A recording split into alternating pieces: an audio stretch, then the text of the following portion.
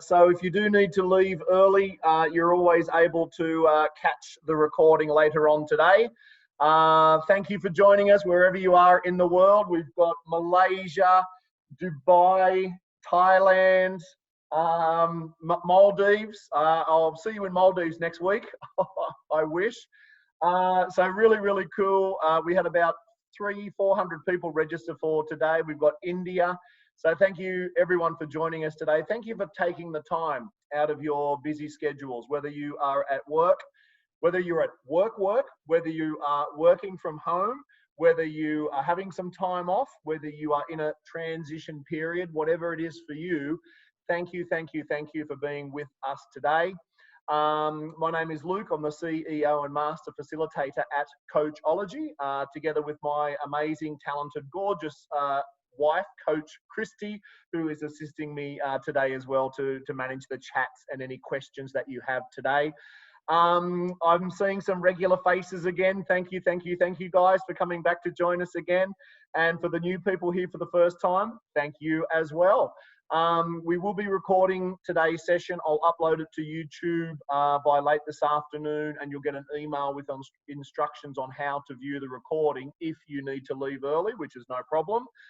You'll also see on our YouTube channel the previous webinars that we've been doing for the last 6 weeks now. So if this is your first time and you've enjoyed today, take a look at those recordings and please join us next week as well. We'll be doing these webinars, Wednesday webinars, every week from now until, well, a long time. Until we can at least start traveling again, whenever that might be. We're based here in Thailand. They softened our lockdown a little bit, so we can actually eat in a restaurant now. You can't eat with your wife or your husband, though. They insist that you sit at separate tables, even though we're married and living in the same house. So clearly, yeah, I know, very strange. But we need to follow the rules to ensure everyone's safety, of course. So we're doing our bit by, the purpose of these webinars is just to contribute to our community some tips and tricks on how to stay positive, tips for leadership and coaching to help navigate these uncertain times. So that's the purpose of why we're doing these every week. When things do get back to normal, or better said, when we create the new normal, we do invite you here to Bangkok to learn one of our certification programs, or I can fly to you in a couple of months and do some in-house training with your company. Having said that, there are a lot of companies that are realizing that the old normal wasn't working in certain ways. So we're doing a lot of online webinars for clients as well. So if you're part of an organization where you want to continue to develop your teams, send me a message and we can help you with that. So awesome. I'm really excited about today's topic on basically how to move forward to create a fearless future. And it's something quite personal for me. I've had to overcome fear many times in my life. So, today's outcome is to really share with you some kind of best practices on how you can do that, because there is a lot of fear out there at the moment, and we're not going back to the old ways of doing business or doing life or engaging with others. So in order to create the new future, the best way to predict the future is to create it.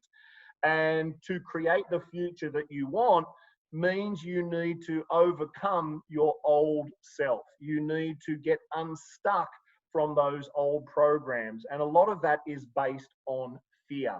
And as we learn some tools and techniques and strategies to overcome that fear, then you're able to create a compelling future. So without any further ado, I am going to jump in. I've got some slides for you guys as well. I do encourage you to take notes if that's what you like to do.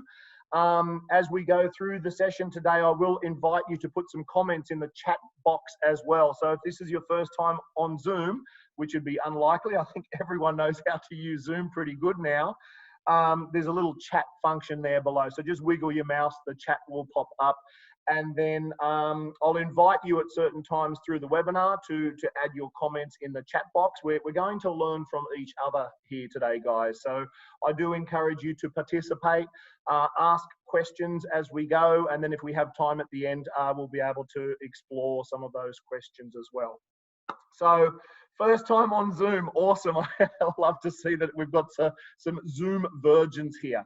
So anywho, I have got some slides to share with you guys. Let us take a look at it.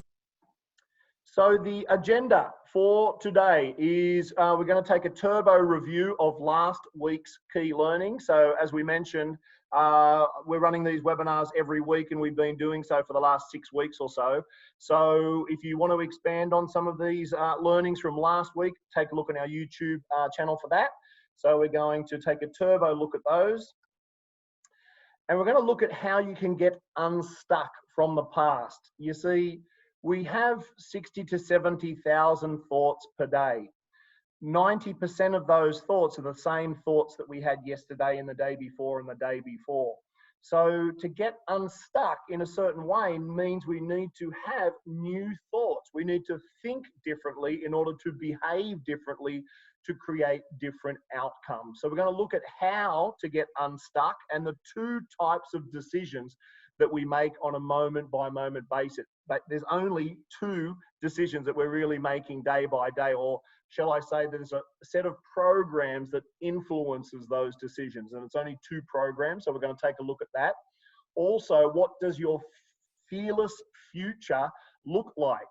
Right? So again, the best way to predict the future is to create it. So you need to start having thoughts of what does that ideal future look like for you? What does it mean to be fearless? And we're going to look at some steps on how to do that. We've had a lot of requests on how to deliver feedback. And so today's the day, as we're on the theme F for our A to Z of navigating a lockdown. Feedback is the breakfast of champions. So we're going to look at how to deliver effective feedback to free up your future. Also, a cool technique called feed forward to empower yourself and others. And of course, the best way to predict your future is to create it. And then finally, leading your teams fearlessly, and some tips and techniques on how to do that. So again, guys, at the appropriate time, we'll open it up for you to share some comments in the chats, and let's have some fun. So turbo review of last week. Our true role as a leader is to create certainty in uncertain times. Clearly, we're living in uncertain times. Your job as the leader, whether you're the leader in your family, whether you're the leader in a small team or a large team or a whole organization, if you are acting fearful and overwhelmed and even panicking with anxiety, then that will trickle down into the people that you lead. So even though we're in these uncertain times, your role as a leader is to create a certain level of certainty, right, in order to navigate the choppy waters that we're experiencing right now, just like a lighthouse. We also covered last week, and by the way, the topic for last week was evolving beyond ego for engaged leadership. And one of the best ways to overcome your own personal ego is your continual growth and development. So in other words, ego is like walking around thinking that I know everything, right? So one of the best ways to maintain your own ego, to keep your own ego in check, is to continually learn and develop and improve yourself, and to be aware that there's a ton of stuff out there that we don't know that we don't know. So by being curious and open-minded, we get to discover some of the things that we don't know that we don't know. And that's actually going to help you on your leadership journey, on your personal development journey, whether it's your business, your career, or your relationships. And Tony Robbins says it very, very well.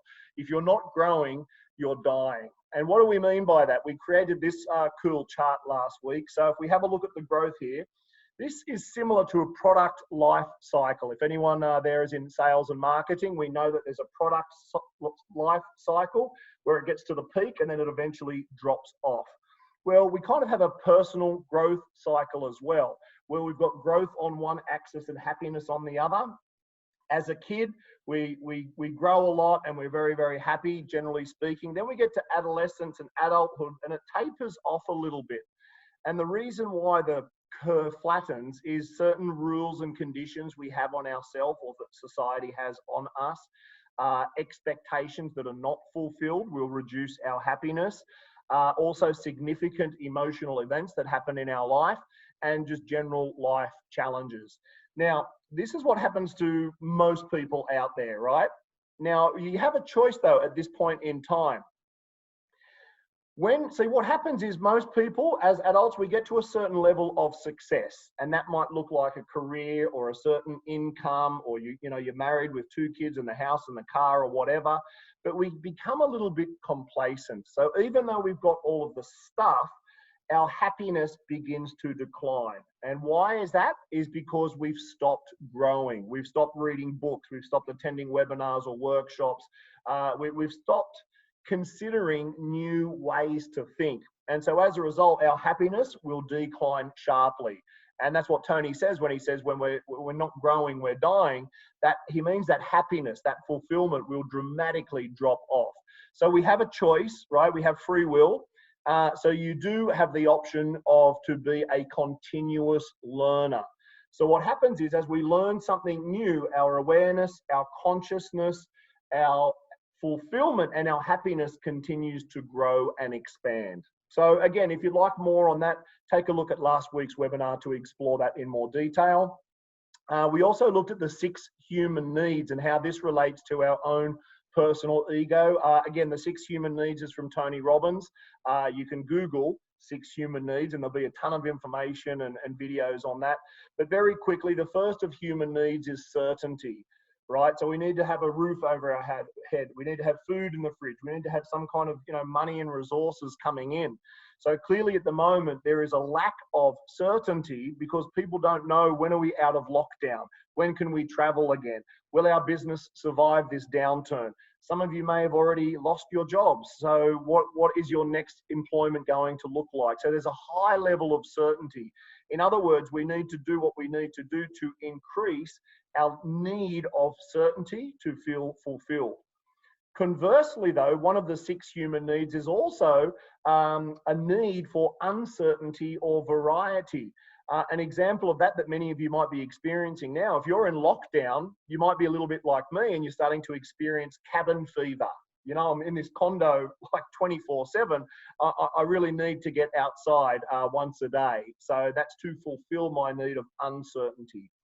Significance. Now, this is the biggest one that related to ego, that feeling of being unique and important and valued and special. So oftentimes those people with big inflated egos, they're trying to fulfill one of these 6 needs, and specifically their need for significance, to be important. So someone with strong ego, though, that's not a very attractive quality. So you need to find healthy ways to fulfill your need of significance. The next one, number 4, was connection and love. And then finally, growth. So one of our primal human needs is that continual growth and evolution. Now, we can't always grow and evolve until we've had some of those first 4 needs fulfilled, right? But it is very, very important at every level. And then finally, contribution, a need to contribute or to give to your community, to society, to others, right? And this is by the way, this is another good way to get beyond your own ego. Because remember, when you have a big ego, you're making it all about me, me, me, me, me, me, me. As soon as you start to contribute and focus on the needs of others, then that helps keep your ego in check. One of the great ways to manage your own ego or your emotional reactions to someone else who has a very high or inflated ego is one of the 4 agreements by the beautiful book, The 4 Agreements by Don Miguel Ruiz, which is don't take anything personally. What does that mean? If someone is all up in your face with their ego and their anger and their lack of emotional control, you don't have to take it personally. It's not your stuff. Right? It's their stuff. So when you learn to not take things personally, it will help you navigate through life in a very calm, very profound, very proactive way. And then we looked at the 5 essential leadership skills, which is all pretty obvious. Communication, motivation, positivity, etc. But there's an underlying skill, there's a foundation that makes all of those skills possible, and that's the skill of influence, right? Now remember, you can be a leader of yourself, leading your own life. You can be a leader in your family, in your community, in your business. Wherever you're leading, the ability to influence yourself and influence others is one of the best and most fundamental skills you need to be able to develop. So we looked at the 2 key emotional states, those feelings that you need to feel moment to moment in order to influence others. And there are 2 key emotions you want to be able to tap into or turn on like a switch. The first one was passion. So if you can tap on your passion and just be able to turn it on like a switch, then your ability to influence will dramatically increase. And then the next one is confidence, right? Another word for confidence is certainty, which links back to your key role as a leader, is to create certainty in uncertain times. It's a quiet level of confidence, not overconfidence, not arrogance, right? That's falling into that ego trap. You can be calmly confident by creating certainty in these uncertain times.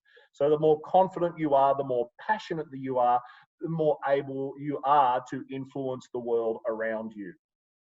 And then finally, the other additional skill for building greater influence is what we call rapport. And rapport is that ability to create trust and connection. Without rapport, you'll really struggle to be able to influence the world around you. Yep, so again, guys, take a look at the YouTube video if you want to catch up on that session in more detail. But for today, we're looking at moving forward for a fearless future.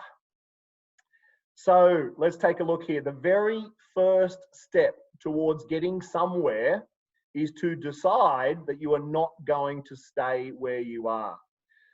What does that mean? Is oftentimes, guys, to get unstuck, the very, very first thing you need to do is simply decide. Now, when I say simply decide, I'm not implying that it's always easy. What I'm saying is that that very first step to decide that you want something to change in your life, that's going to be the very, very first step to get unstuck, right? If nothing changes, right, then nothing changes. So we need to think differently. New thoughts lead to new choices, and new choices lead to new actions. So that's the very, very first step into order to get unstuck, is to have a new thought, right? And as you have a new thought, you're able to make new choices. And what's a choice? A choice is a decision. So you decide that you don't want this anymore, that you want something else. So that's the very, very first step, is to decide.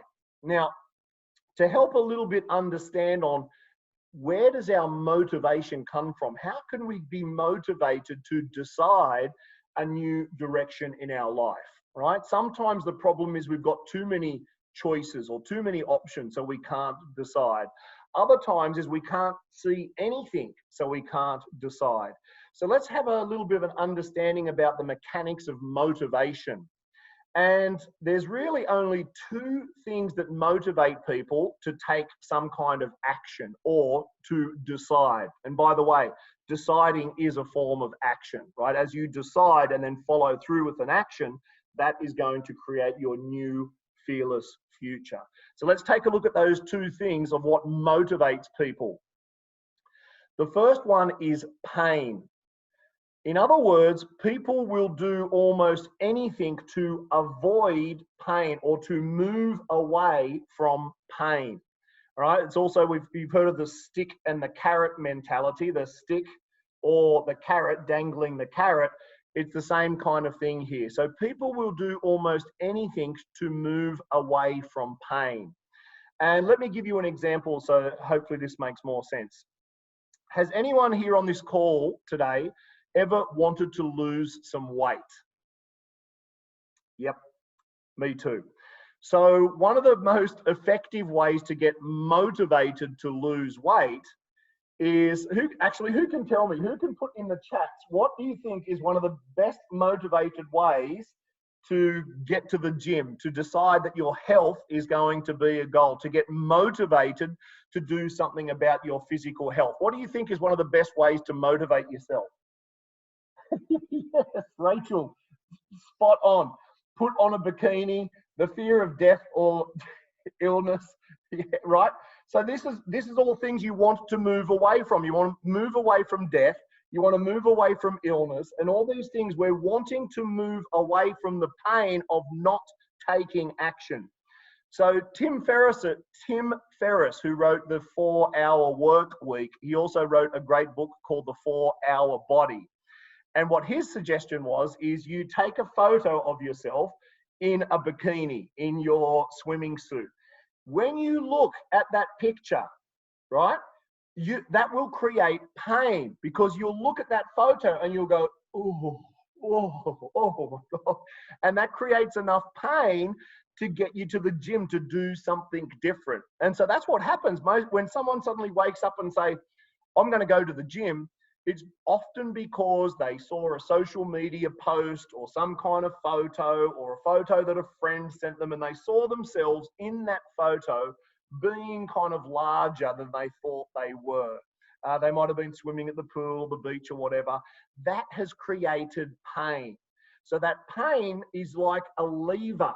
We can create leverage by utilizing or being aware that pain, the stick, can be a strategy to get yourself unstuck.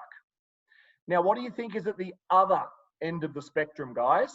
The other thing that motivates people is, of course, starts with P, pleasure, right? So these are the only two things that can motivate people to get unstuck. Now, let me ask you a question, and I'd like you to put your comments in the chat box. Most people who have that experience of pain, that I want to lose weight, right? They start going to the gym, but they have what they call this yo-yo effect, right? So people are a certain weight, and then they lose the weight, and then they come back up, and then they lose the weight, and they come back up. Why do you think that happens? Who can tell me why they think that happens? Stress, complacency. Yeah, okay, let's work with complacency. So what happens here, here's the spectrum, right? Pain and pleasure. So they've seen that photo and they think, oh my God, I'm so fat. And they go to the gym, and they go to the gym, and they go to the gym. Now, all of a sudden, they've lost some weight, right? So they don't feel the pain anymore. But guess what? They haven't created a compelling enough goal that will keep them motivated towards a compelling future. So what happens is they lose maybe 5 kilos. Oh, there's no pain anymore. There's no real pleasure. They're just complacent, exactly. And then after a couple of days, a couple of weeks, a couple of packets of Oreos, some more ice cream, all of a sudden 6 months pass. They see another picture of themselves at the beach. Holy cow, I'm going to go back to the gym. So to keep that motivation going, to prevent that cycle of backwards and forwards and backwards and forwards, in addition to using pain as a leverage, we must create a compelling vision for the future, something that will give us a huge amount of pleasure. So again, if we're looking at this goal for fitness, right, or our health, that goal might be to run a marathon. It might be to hike to Everest Base Camp. It might be to ensure that you're going to be around a long time to see your kids grow up or your grandchildren grow up. Whatever it is for you guys, yes, there might be pain that helps get you unstuck, but for sure you need to find a really big pleasure, a really big goal that will continue to keep you motivated so you can move forward on your new path, onto that new future. Yeah, make sense? Awesome. So moving on, how to get unstuck.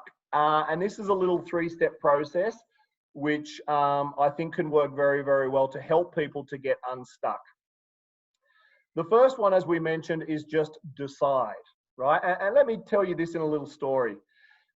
So 10 years ago, I was in Koh Samui, Thailand, and I was working in hospitality.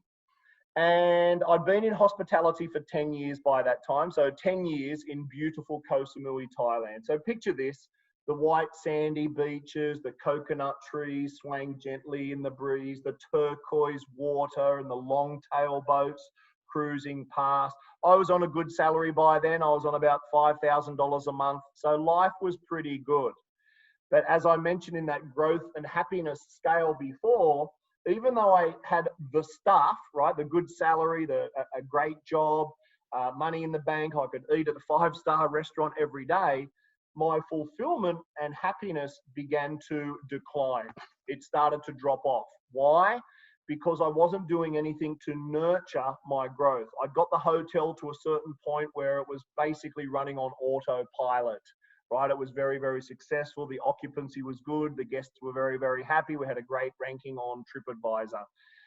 But I wasn't nurturing this anymore. I'd stopped reading books. I wasn't doing webinars or seminars or anything like that. So my happiness very, very quickly began to decline.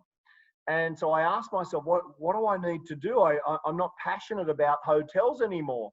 And so I asked myself, what is it that I'm passionate about? And so I thought about that for a week or so.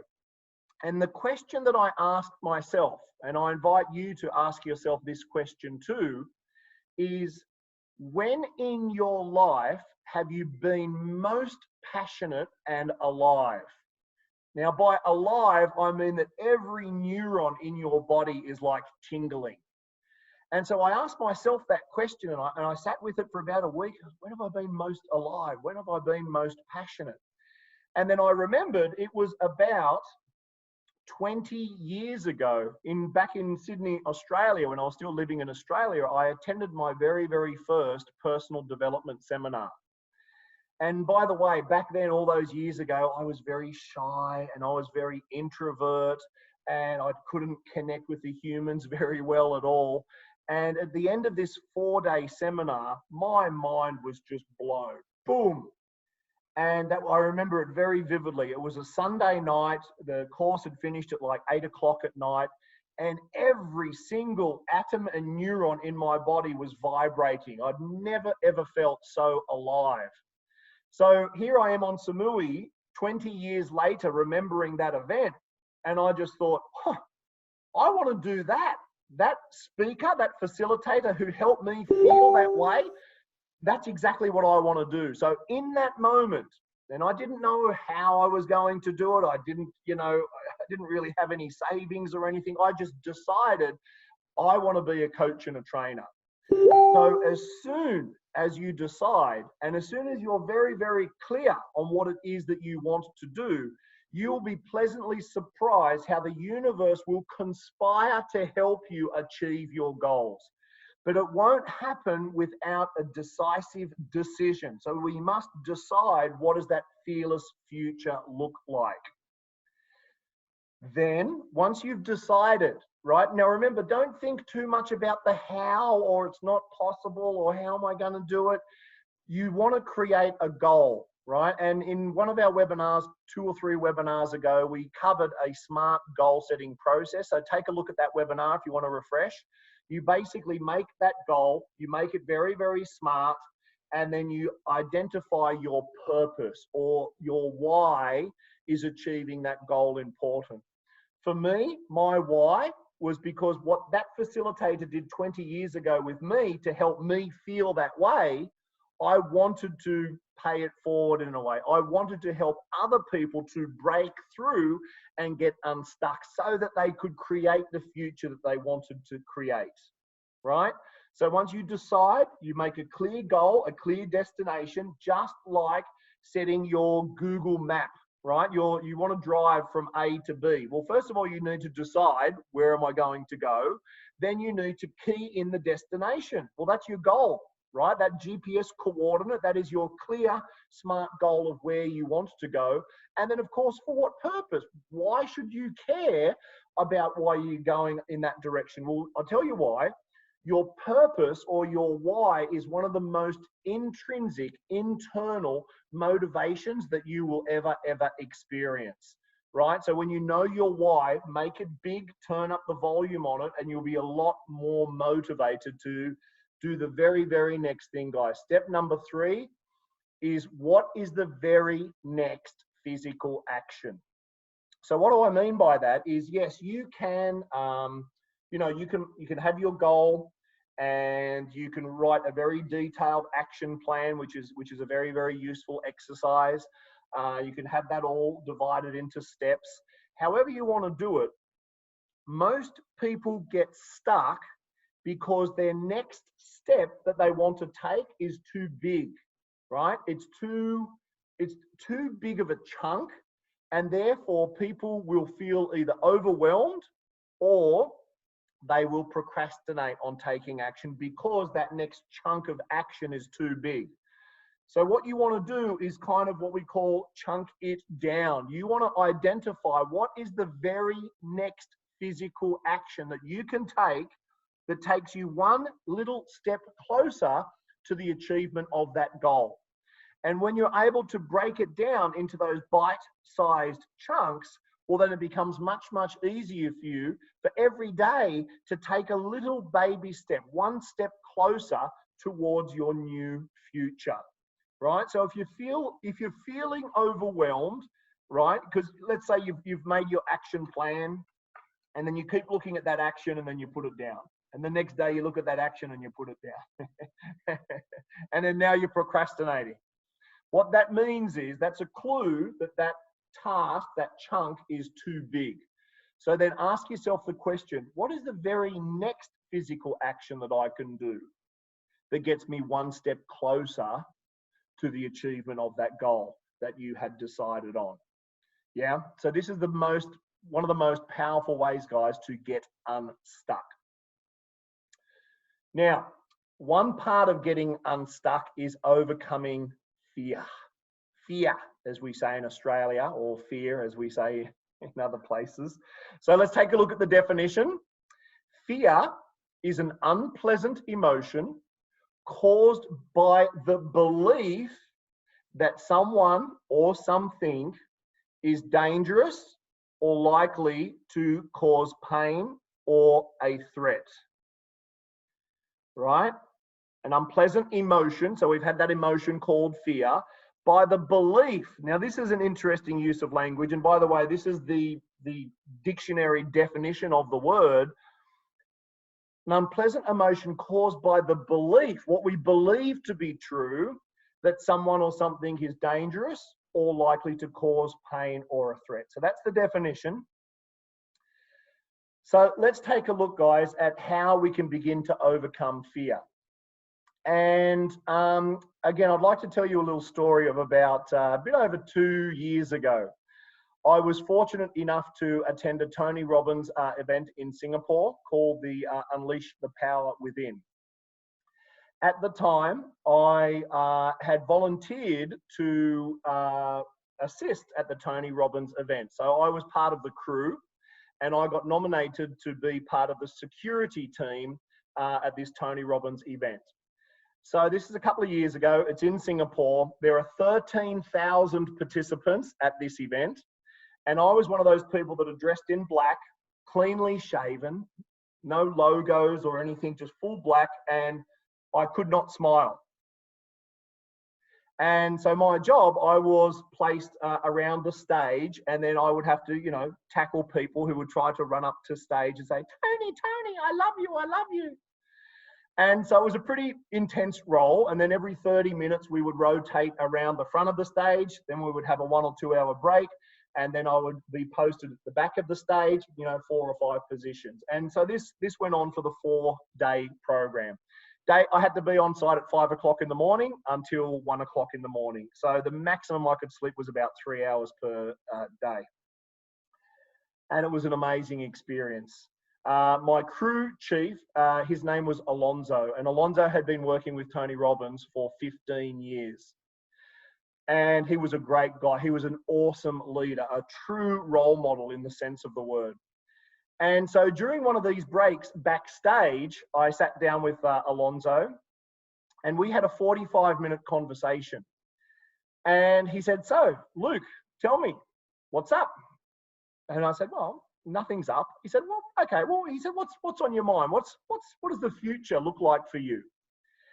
And at that time, I was working with a different training and coaching company. And I'd been with that company for 5 or 6 years. And I'd been thinking that I wanted to set up my own company. But fear was stopping me. But here's the thing, I didn't know how much of a grip that fear had on me. So I was talking to Alonzo and I said, "Yeah, I want to start up my company, but I'm worried about leaving this other company because I helped build up that other company, which was very successful.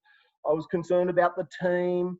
Then, my girlfriend at the time, Coach Christy, I thought, "Oh, we're going to be working together and living together."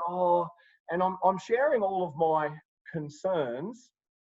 And Alonzo was very patient and he listened to me. And when I finished, he said, "Luke," he said, "do you know our thoughts only come from 2 places?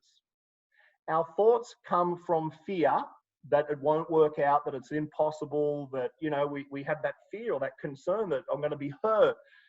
Or our thoughts come from faith, that everything will work out as good, if not better, than we could ever imagine." Now, let me just clarify on the word faith. Faith is whatever that means to you. That might be faith in Jesus or Buddha or Allah.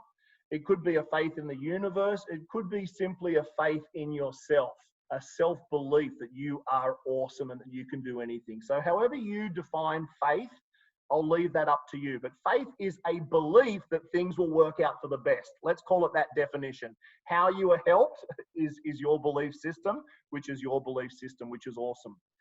So Alonzo asked me, he said, "So Luke, based on what you've just shared with me just now, where are your thoughts coming from? Fear or faith?"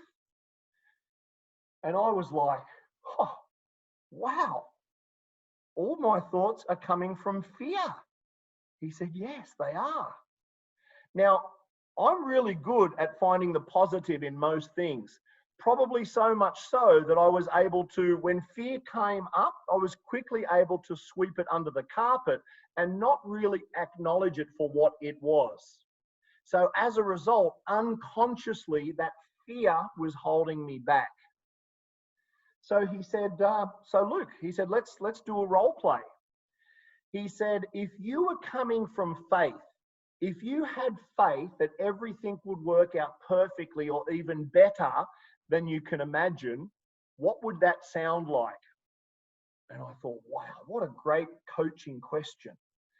And I thought about that and I said, well, what that would look like is that I would leave the other company on very good terms, that would be very amicable, and I would set that team up to continue to grow and to thrive. That I would set up my new company, Coachology, and that I would do that with my girlfriend, and that things would work out perfectly between us. Yeah. And so that's what I said to him. And he said, "Great." So he said, "What's the very next action that you need to do?" And I said, "Well, the very next action that I need to do is I need to speak to my previous business partner." And so that's exactly what I did.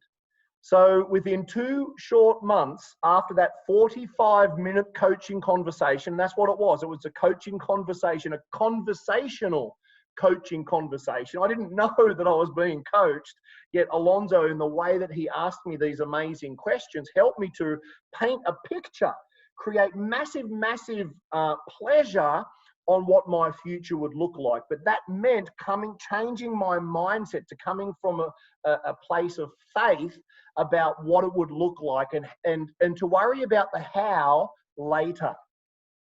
But as a result, in 2 short months, not only did I leave that company successfully, not only did we set up Coachology, I also was able to buy tickets to Tony Robbins' big ticket event, which I never would have spent that kind of money on. And I asked Christy to marry me. And, well, she said yes. So fear had been holding me back in every area of my life. And I've done a lot of personal development, yet that was the first time that I'd really become really conscious of how fear can keep us stuck in the past, right? So as you decide what you want, as you get clear and make a goal to what you want, as you begin to take those very next physical actions, just know that fear is going to raise its little head. So that's the time to ask yourself, if I was coming from faith, what would be my very next physical action? So this is a really, really powerful way to help yourself get unstuck, or if you're supporting your family, your friends, your colleagues, your co-workers, your subordinates to do the same. Faith over fear. Yeah? So what does your beautiful, fearless future look like? Here are a couple of questions that you can begin to ask yourself that can help you to get unstuck, right? So let's take a look at some of these questions. And these are very, very powerful coaching questions that you can ask yourself. If you have any other suggestions, please drop those in the chat box. If you had 100% faith that it would work, whatever you decide, would work out better than you could imagine, what would you do, right? What actions would you take? What would be that very next physical action? What if you had a magic wand? What would you do? What if it were easy? What would you do? If you knew you could not fail, what would you do?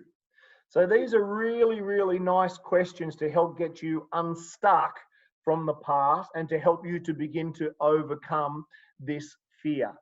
So one of the first steps you also want to do is become aware, or begin to notice, how does fear come up in your life? And it's really just to acknowledge it, because the more awareness you create around that, the more resources that you will have to be able to deal with it as you create your fearless future.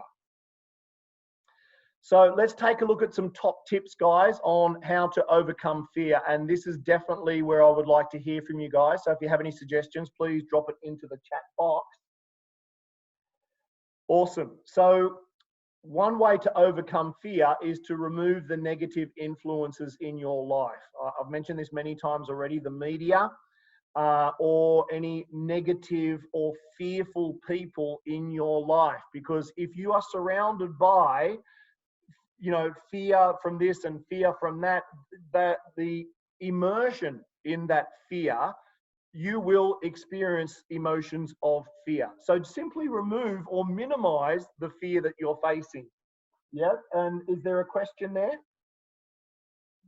Okay, no. Another way to overcome fear is just do it. As some shoe company has said, just do it. Just feel the fear and then do it anyway. Because a lot of our fears simply don't come true.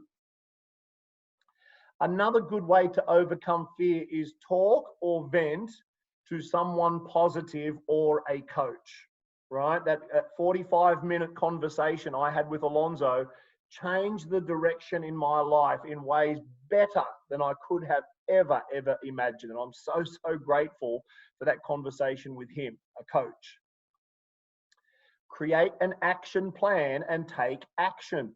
So one of the benefits of creating some kind of action plan, guys, it gives you a level of certainty.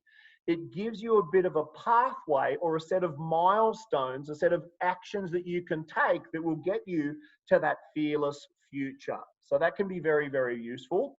But please, you tell me, guys, what else? I've got another screen over here with some of your comments. Recognize the universe is in abundance. Oh my goodness.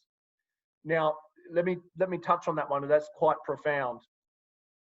If you have a belief system that we live in an abundant universe, that there is enough for everyone to go around and more, then this is a really powerful way to overcome the fear of lack, or fear of not enough, or fear of not good enough. So take a look at one of our other webinars on YouTube. We covered a process about your belief systems. So a belief that we live in an abundant universe is a very, very effective way to overcome fear. Yep, talk to a professional, whoever that might be, write it down. Calculated risks. Yeah, exactly. Preparedness, right? Now, in preparedness, be mindful, guys, not to fall into the trap of perfectionism, right? Perfectionism is it's code word for procrastination. And I say this with love and respect, is people often out there, they're going to wait and they're going to wait and they're going to wait and they're going to wait. And that wait becomes being stuck. So yes, plan, yes, be prepared, but then just do it, right? Execution is what overcomes your fear. And of course, the more you do it, the bigger that muscle becomes to overcome the next fear and the next fear. Because guess what? As your comfort zone expands, you'll have a new fear to overcome. Yep. Very good. Yep. Self-confidence, stay strong. Beautiful, beautiful, beautiful. Gratitude, yes. The more grateful you can be, the more things you will attract into your experience to be grateful for. Wonderful. Let's share a few more here with you. If you've got some more, please share them. Celebrate small wins. So each little win you have, give yourself a pat on the back or yourself a high five. Celebrate your wins. That will build up your confidence and your strength to continue to take more action. Remember, achieving that big goal, guys, whatever it is a series of small steps, right? It doesn't matter how big the goal is. Every goal is a series of steps. So each time you take a step that inches you closer, be proud of that, acknowledge that, celebrate that.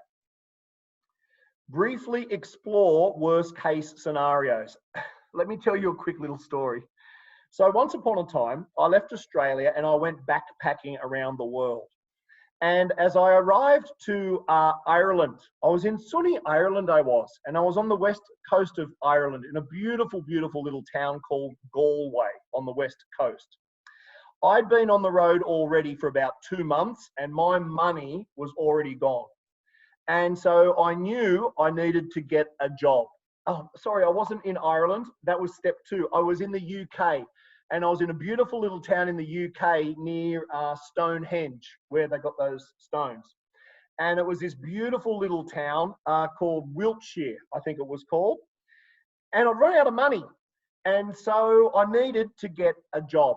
And I was trying to do everything the easy way or do everything in the comfort zone. I prepared a CV and that took a week. And then I got the weekly newspaper and I was looking in that. And then that took a week. And what I was doing was procrastinating. And I thought to myself, gosh, I just need to go in and just walk into town and see if someone had some jobs.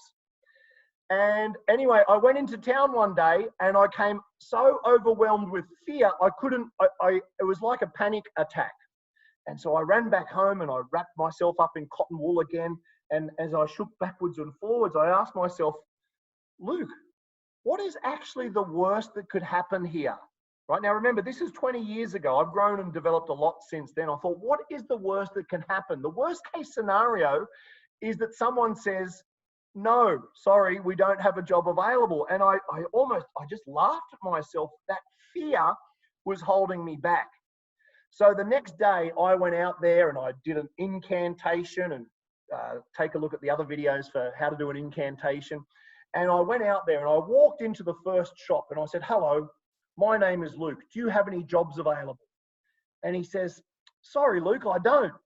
But he said, you know what? If you go to that pub over there, I think they're advertising for someone. So I was like, oh my goodness. So I walked over there and I said, hi, my name's Luke. I'm from Australia. I'm backpacking. Do you have a job available? He says, I do. He says, when can you start? I said, now. And he says, here's £20. Go and buy yourself a black pair of trousers. You can start on the evening shift tonight at 6 o'clock. Boom.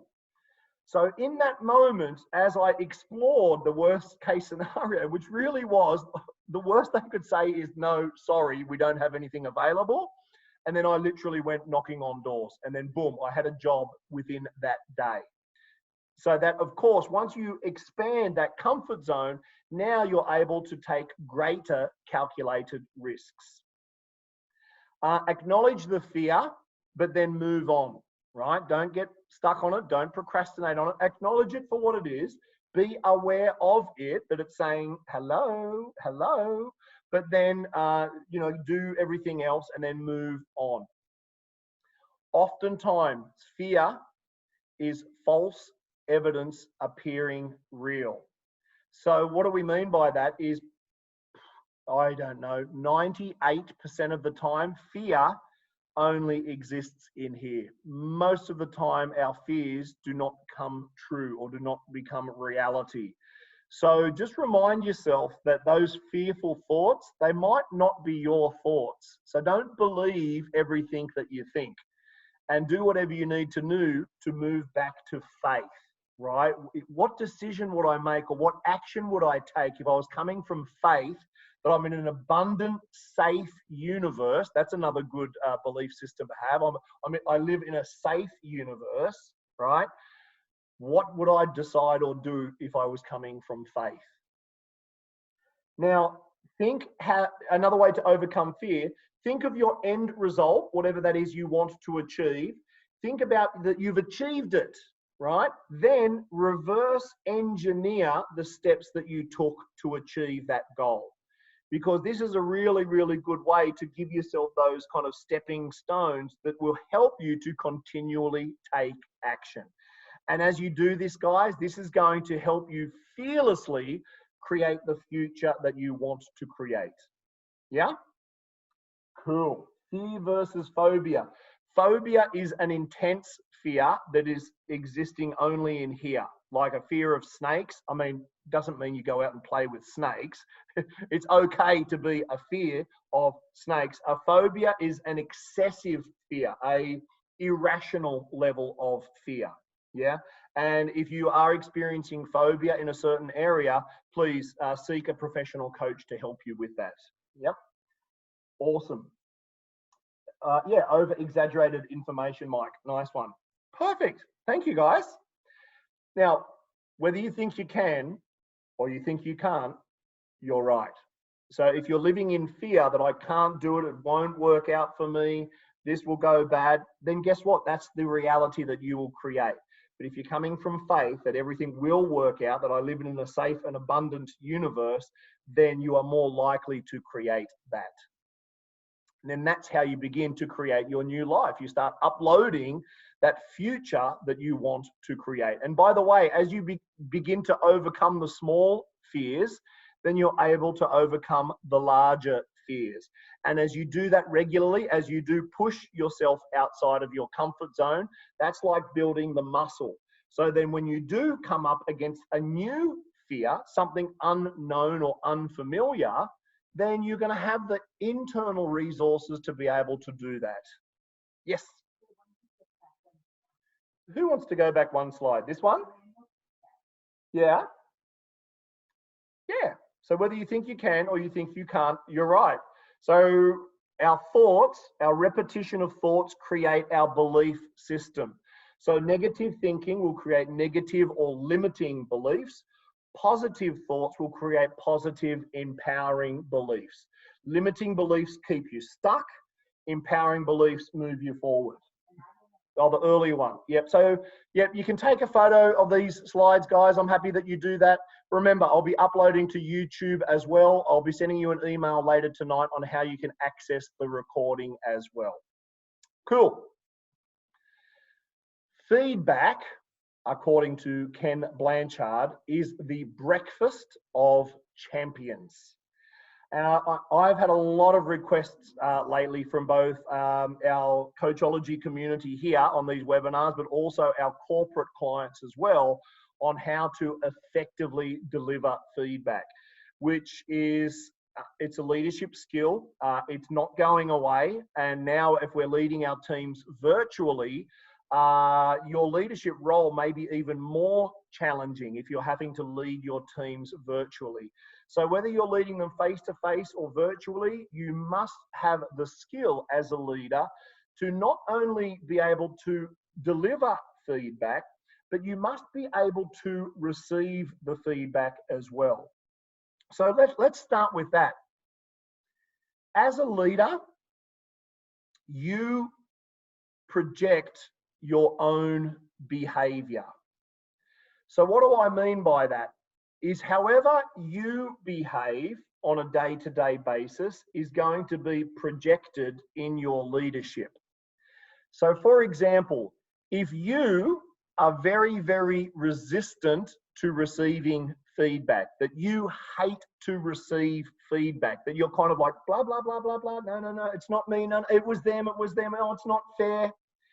If that's your kind of way of being, if you resist feedback, then I can almost guarantee that every single one of your subordinates will also resist feedback. Why? Because you're projecting your hatred of feedback onto them. So what does that mean is your ability to deliver the feedback will be really, really bad, and that you're basically attracting into your experience what you project onto others. Let me say this another way. Here at Coachology, we do coaching and training. So what I love is an audience that participates and engages and asks questions. That's what I want when I'm facilitating a workshop. So when I am a student in a workshop, what kind of student do you think I am? I'm exactly the kind of student that I want to have in my workshops, right? So I ask a lot of questions, I engage, I don't challenge the trainer too much. I might, I'd be a little bit playful. I'd be exactly the kind of person that I would want to be in my workshop. And that's exactly what we're attracting into our Coachology community right now. So what does that mean is whatever you want your subordinates to be, whether it's proactive, whether it's to accept feedback, whether it's like whatever it is, then you must be that kind of subordinate to your boss as well. Does that make sense? So this is the first element of delivering effective feedback, is if you expect your team to be open and receptive to feedback, you better make sure that you are also open and receptive to feedback. It's leading by example, right? And it creates a lot more, not coherence, what's the word? Congruency, thank you. You're a lot more congruent, right? If you can't give it, if you can't take it, like that's not congruent. So if you want your teams to be open and receptive to feedback, make sure that you are open and receptive to feedback. So let's take a look. Why is feedback important? Is because it aligns employees' performance with companies' expectations. The key word there, guys, is expectations. The company or the boss or you has a certain expectation of that employee, of that person, of whether it's a contractor or a peer or whatever. So if those expectations are not met, then it might be necessary to give some feedback. And feedback is simply information. And information to let the other person know that the expectations are not being met somehow, some way. So that's kind of why feedback is important. And it can also correct unacceptable behavior. Now, part of delivering effective feedback is, overcoming your fear as well. Most people don't like to receive feedback, but probably equally as many people don't like delivering the feedback. Right? So wherever you are on your leadership journey, whether you're just starting out or whether you're a CEO of a multinational company, we must be courageous enough. We must have the faith that delivering that feedback is necessary in order to help that person improve, right? To meet the company's expectations. So yes, delivering feedback, in addition to being the kind of person that is open to receiving it as well, you must overcome your fear to deliver the feedback as necessary to correct that behavior. So you've probably heard of the sandwich feedback model, which is you say something good, you deliver the feedback, and then you wrap it up with something else good.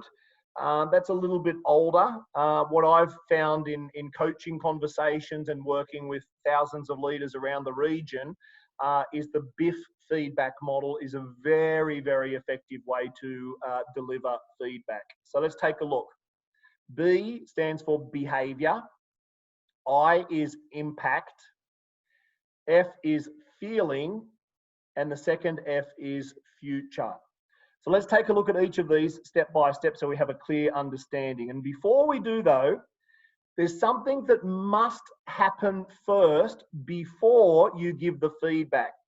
Now, even if for some reason you forget the BIF model, or you don't like the BIF model, or you prefer the sandwich model, or you have another model, whatever, most people do not do this very, very first step. That if you did do this first step, will remove 95% of the headache or the resistance that you will get from delivering the feedback. The first one is pretty obvious, right? Choose a safe or private space. That's pretty obvious. That's not the main point I want to discuss here. The first thing that you need to do is ask permission that you're about to give that feedback. See, what happens most of the time when we're delivering feedback is, as the leader, we just jump into the conversation and we start with how we feel, right? So most feedback doesn't work because we jump straight in. It might be in front of other people. We haven't asked permission, and we start with how pissed off or angry or frustrated or whatever we are.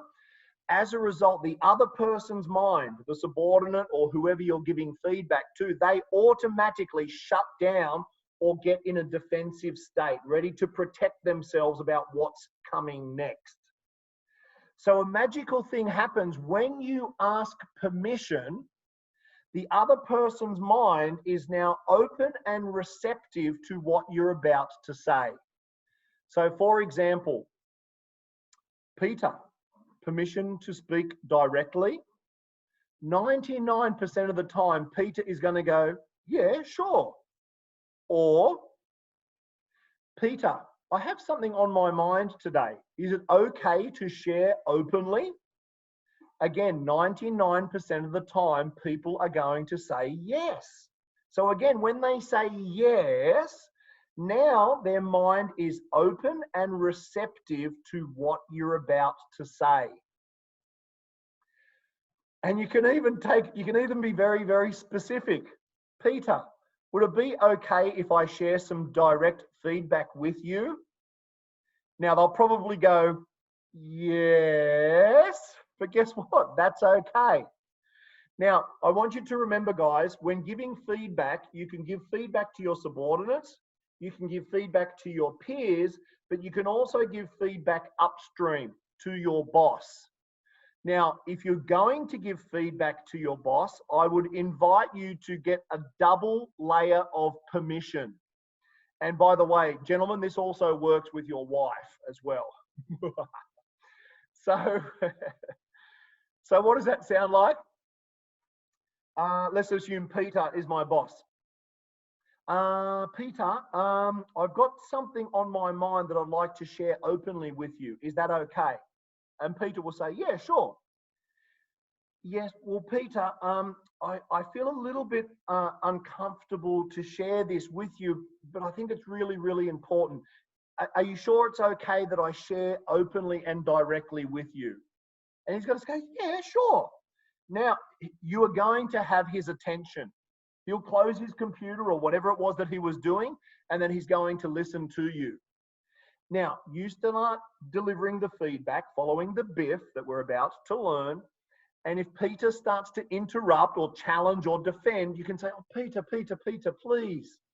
I did ask for permission to share openly. May I please finish what I need to share with you, please, as we agreed? And he was like, okay, please continue.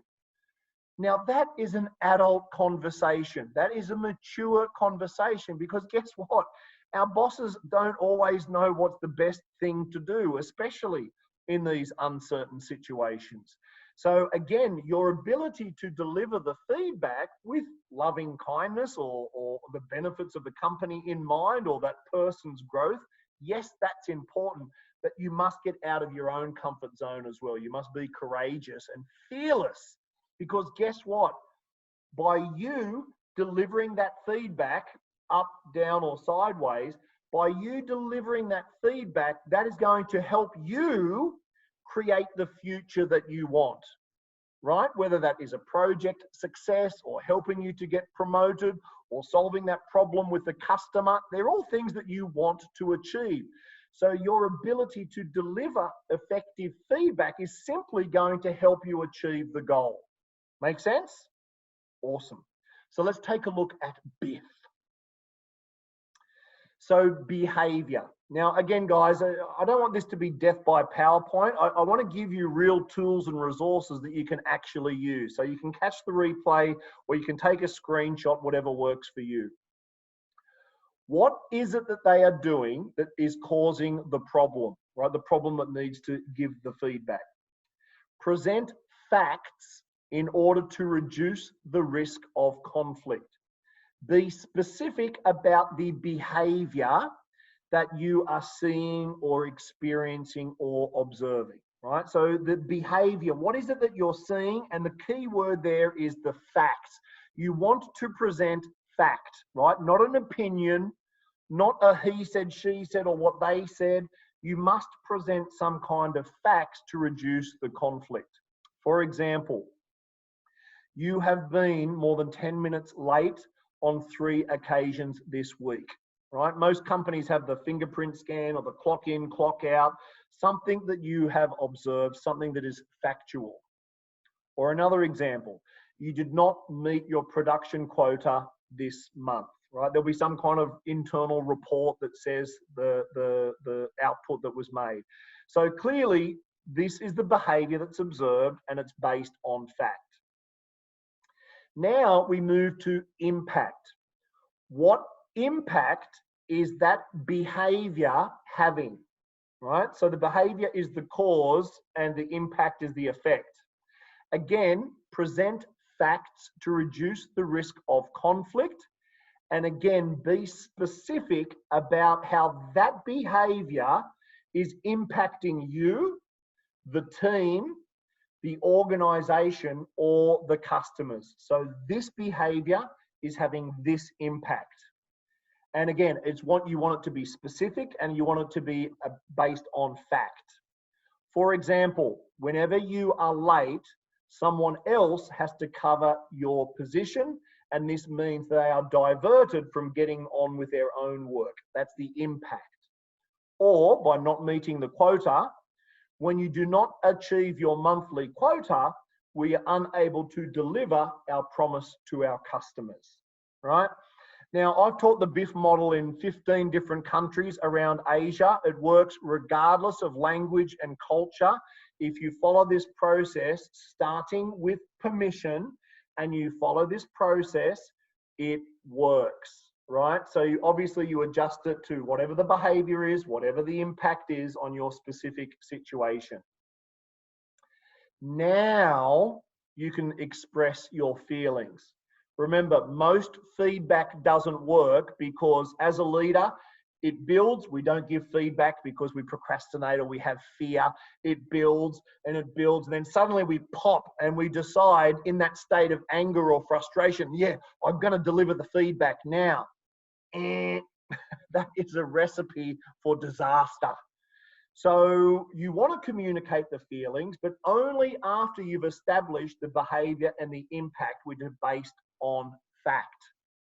So express how this makes you feel, right? Whether it's angry, sad, frustrated, concerned. We can all relate to feelings more than their cause. So they're a powerful way to give some scale to the problem. Now, by the way, at this point, if you're like really, really angry or really, really frustrated, at this point, it's okay to use your emotion, to use your feeling to convey the scale or the importance of the feedback, right? Now, you can't hit anyone, you can't throw stuff around the office, but you can get a little bit colorful if that's what you need to do to express your point clearly. For example, right, for the person coming late, this makes me feel disappointed with you. For example, I feel very frustrated with you, and I'm actually really concerned that we might lose this customer because we couldn't deliver the quota, right? So again, this point, it's actually okay to be authentic and to be real and even a little bit vulnerable as a leader, because people can associate with the feelings at this point, right? By following the B and the I, the behavior and the impact based on fact, there's less wiggle room or there's less resistance for the person because you've presented fact to them. Now you can start to focus on the future. So this is where you open a discussion on what changes are to be made. It's a two-way discussion. Stick to the facts laid out in BIF to prevent denial or reasoning or excuses of the situation. To keep on track and achieve a successful conclusion, make sure that you have a clear vision of the ideal behavior. In other words, this is that magic word again, guys, the expectations, right? That clear vision of the ideal behavior is the expectation. So that a lot of feedback is really unnecessary if we as leaders can clearly communicate our expectations when we need to get something done, especially if it's a new task or a new project, right? A lot of uncertainty comes about through the leader not clearly setting the expectations in advance. So if you do need to give the feedback, make sure that as you're discussing new actions or new behaviors, that you get really, really crystal clear on what the ideal behavior looks like. What is your expectation? Right, now you also want to, okay, so for example, let's go back to the coming late to work, right? And let's say you have a company where it's not so flexible hours. You could say something like, well, Peter, company policy here states that all employees must be here present and ready for work at 9 o'clock in the morning. This is the expectation here on the company policy, on your employment contract, on the terms and conditions, whatever it is. So Peter, but I'm here to help you. How can we solve this problem together? How can I support you, right? This is company policy. This is over here, right? And you have it on a separate piece of paper, company policy, but how can I help you, right? So this is where it's kind of like good cop, bad cop, right? Company policy, but I'm here to help you. Company policy. And then this is where you have an opportunity to coach them, right? So you can put your coaching hat on, because guess what, guys? At this point, you do not want to tell them what to do, because if you tell them what to do, there's a high probability that they will resist or reject or not take those instructions. So you ask them, so Peter, how will you keep yourself accountable, or what will you do to achieve these clear expectations that we've just agreed on, right? So don't tell them what to do. Let them think for themselves, right? Now, make sure you give yourself and your subordinate enough time to have that coaching conversation. And as much as possible, you want to elicit the actions from them. Now, if they're a little bit soft, right, as in they're not quite powerful or effective enough, yes, you can kind of lean on them a little bit, put a little bit of pressure to help them to decide those actions. Ask them to commit to actions that they will take to improve their performance. Cool. So that is how to deliver effective feedback.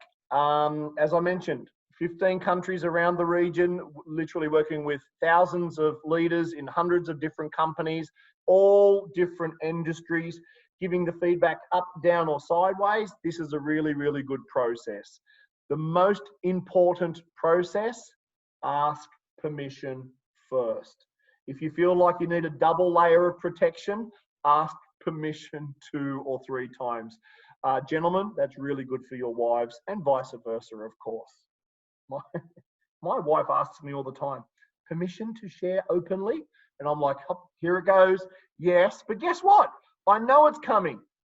I know the process, and I'm still now open and receptive. Sometimes, guess what? I have been able to say, not right now. Can we have that discussion a little bit later, please? Yeah. But again, guys, in your role as a leader, 98% of the time, 99% of the time, your people will say, yes, sure. Cool.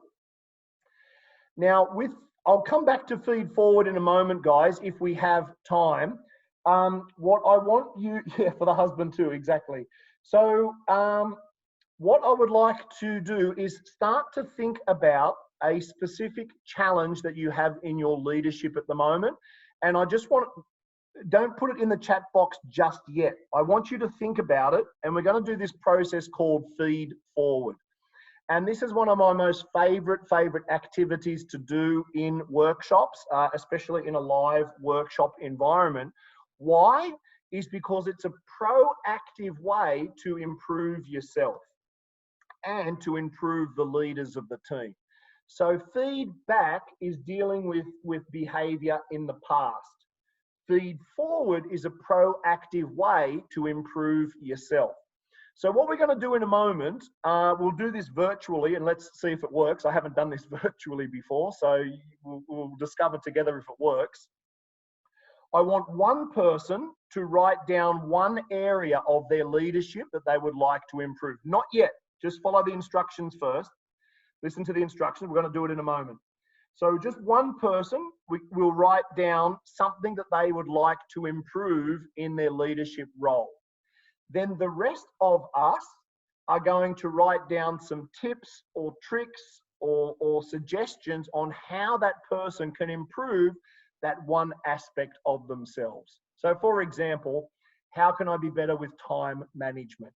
How can I be better with delegation?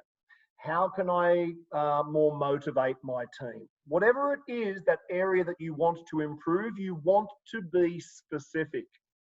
Now, when I do this in a live workshop, and by the way, you can look on the instructions, you can type feed forward Marshall Goldsmith on YouTube, and he will give you a 7-minute video on how to conduct this process with your teams. Normally, you do it in a group of 2. Each person will choose that quality that they would like to improve, and they get together as a group of 2. I would like to be better at time management. This person gives 2 tips. Any tips, good, bad, or ugly, doesn't matter. This person is simply to write down, right, those 2 tips and say, thank you. Then this person will ask the question that they want to improve. For example, I would like to be a better listener. This person will give 2 tips. This person will write it down. Now, the key is, guys, when you write it down without judgment. So there's none of this like, that tip is so bad, I'm not even going to write it down. We don't do that. When you do this in an exercise, you write it down, thank you, you're welcome.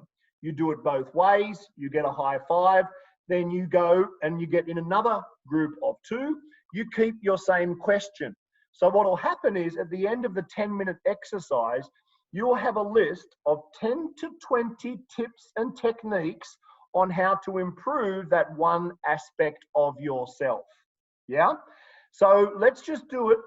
Let's just do it here now. How to tell the other party. So Marshall Goldsmith, exactly. Okay, thank you, Agnes. How to tell the other party the expected deadline in a negotiation process. So this is a specific question that Agnes would like help and support and tips on. Now remember, feed forward is proactively improving yourself in a specific area. So what we're going to do for 30 seconds, guys, I want you to write down some answers to Agnes's question here, so we can give Agnes a list of 10 tips or so. So just go ahead. Remember, there's no judgment here, good, bad, or ugly. Just go ahead and write those in the comments now. So I'll get the ball rolling. How to tell the other party the expected deadline in a negotiation process. My tip, Agnes, would be, in my experience, open and direct communication is always the best. So I would tell them directly. Okay, so that's my tip for Agnes's question. Who else there has a tip for Agnes that you can write in the comments section in the chat box there, please? Anyone?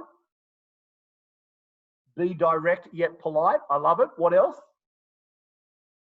Come on, guys. We've got 30 seconds. We've got 30 seconds. Let's help Agnes out. Okay, I have another tip, Agnes. Now, see, when I'm giving the tips here, I'm not attached because I don't know what tip is going to be best for Agnes. So we're just kind of giving tips. So it's really good for the person asking, but it's also really good for the person sharing the tips as well. So what another suggestion I might like to share, Agnes, is you could ask the other person, dear other person, by when would you like us to come to a win-win agreement on this negotiation? Right? So what you're doing is you're simply asking them, but you're pre-framing it as it is going to be a win-win. So, dear Bob, when would you like to have this negotiation fully complete as a win-win? So that's another strategy you could try, Agnes. Why is it important to meet the deadline? Okay, discuss on a realistic deadlines. Yeah, tell expectations in advance, honest sharing of the situation, offer assistance, tell them what might happen if they don't comply immediately. Perfect. Now, I don't know the right answer, right? Agnes has an idea. And as you're writing those down, I hope that Agnes is writing down all of your comments so she can circle the top two and apply them into her situation. Now, we've got 9 minutes remaining. Let's just do one more. Who has another problem or challenge or a behavior that they would like to improve in their leadership and you'd like 10 or 20 tips right now? Just one, guys. The first one to put the chat in. Who has another behavior or challenge that they would like some feed forward on to improve? Okay, time management. Okay, very good. So now, guys, so let me expand on that, and thank you for ML Agency. So the question might sound like in real life, how can I be better with time management, right? So now, guys, please, is your time to put some answers in the chat box. What suggestions would you give to ML on how they could manage their time more effectively? I'll start. Get a post-it note, and you might have a big list of a big, huge to-do list, but each day just write down your top three to succeed for today. And then you put that onto your list, and then you keep that at your computer. So you just keep coming back to that top three, because yes, stuff is going to happen, but you keep coming back to the top three most important things. A structured approach, prioritize, plan the project, provide a schedule for tasks, list down what needs to get done daily, prioritize, plan the work, practice, multitask. So as you can see there, guys, we have many tips. Another tip that I like to use is the 80-20 rule, Pareto's rule of 80-20. So focus on the 20% of your tasks that will give 80% of your results. Yeah. And then again, ML would then go through all of those. They would circle the ones that are most appropriate for them, right? So a really, really powerful, proactive way. Some of the best companies that I work for, after I teach them this, they create the Feed Forward Fridays, where either in their department or cross-functionally, they'll get together for 15 minutes and simply practice feed forward. Why? Because it means that everyone is continually improving. As we continually improve, there'll be less need for feedback, and it means you're creating your fearless future. Cool. Best way to predict the future is to create it. And thank you everyone for your comments. So other top tips for leading your teams fearlessly, and let's wrap this up in 5 minutes.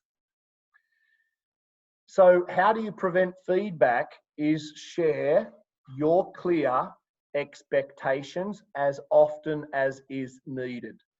So I think a lot of miscommunication and misunderstanding and frustration comes about in the workplace because of a lack of clear expectations. So how do you overcome that? Well, share the expectations very, very clearly in advance, especially if you are delegating or you're working on a project or even with your husband and wife, right? It's okay to share clear expectations in advance. Now, yes, it might be sometimes a courageous conversation that you need to have. It might be getting out of the comfort zone. It might be somehow a bit uncomfortable. So again, you start with permission, right? Yes, Mary, I have something on my mind that I would like to discuss with you openly. Would that be okay? Yeah, sure. And then you share the expectations, yeah? Engage in active feed forward, right? So to create a fearless future and to lead your teams fearlessly, be proactive and develop your team on a weekly or bi-weekly basis by using feed forward. Clear, open, and direct communication. Communication must solve 95% of problems if done correctly. Maybe it produces 50% of problems because of miscommunication or lack of clear communication, but for sure, clear communication can help resolve problems. Oh, this is another big one. Don't make assumptions, right? So assumptions or mind reads is assuming what the other person is thinking, or assuming what their expectation might be, or assuming that they understand what your expectations are. They don't. Last time I checked, people cannot read minds. So be brave and be courageous and don't make those assumptions. Yeah, a quick example. We've all had that time when we have delegated a task to someone, and you delegate the task, blah, blah, blah, blah, blah, and then you say, is that clear? And they go, uh-huh.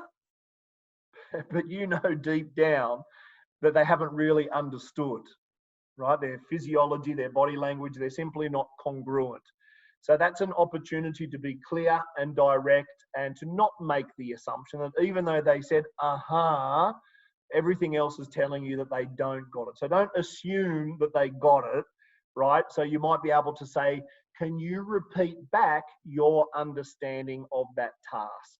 Simply that so we're in alignment with our expectations. What else, guys? Please share with me in the chat box. What else? What are some top tips for leading your teams fearlessly? Please share those down below.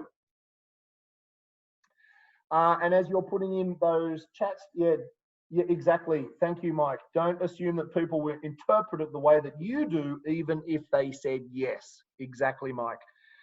So other top tips for leading your teams fearlessly: give feedback as necessary, including positive feedback. So if you're not good at giving positive feedback, practice it. If that's somehow a bit fearful for you to acknowledge and appreciate others, then do that more. Be open yourself to not knowing, right? So again, if you expect your teams to get out of their comfort zone, it's probably a good idea that you display or exhibit that same behavior and that you are willing to get out of your own comfort zone. And that might look like not knowing. Yeah, guys, I don't know how to solve it. Let's have a meeting and discuss how we can solve this together, right? So that's okay. You know, remember, whatever you display as a behavior, your teams are going to mimic that. Continued growth and development. This is one of the best ways that I can think of to overcome fear, to lead teams through these uncertain times. Any other suggestions, guys? Allow to share the team to share their ideas and recognize the contribution. Hallelujah. Thank you, Abdul. That's absolutely spot on. Empower people by clear delegation and trusting. Oh, trust. Learn to trust our teams. Remember, faith and fear. Faith is a level of trust, right? So develop that trust, develop that faith. Our teams are often much more capable of what we give them credit for. Awesome.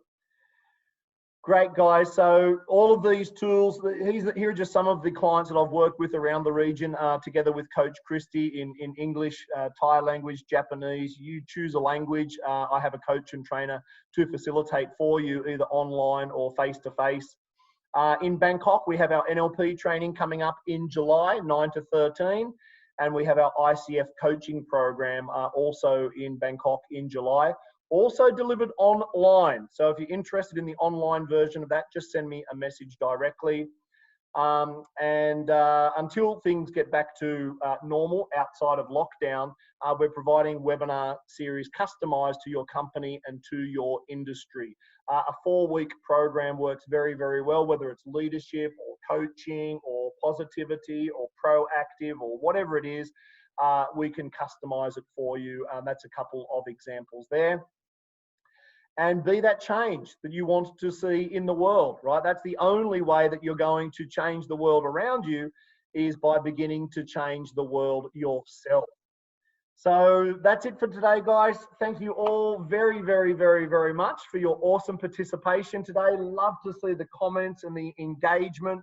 Let me find out how I can unmute you all. One second. Where are you? If I push that button and I unmute all, please make some noise, guys. Thank you. Thank you. Thank you. Thank you. Thank you. Thank you. Hope to Thank see you you. next week. Thank you, Sylvia. Thank you, so Adrian. Lots of familiar faces there. Thank Thank you, you all very Cyril. much. Thank you. Kira, Troy, thank you. Sarah, hey, thank you, buddy. Thank you, Christy. Guna, Dr. Guna in the house. Thank you. Take care, guys. Bye for now.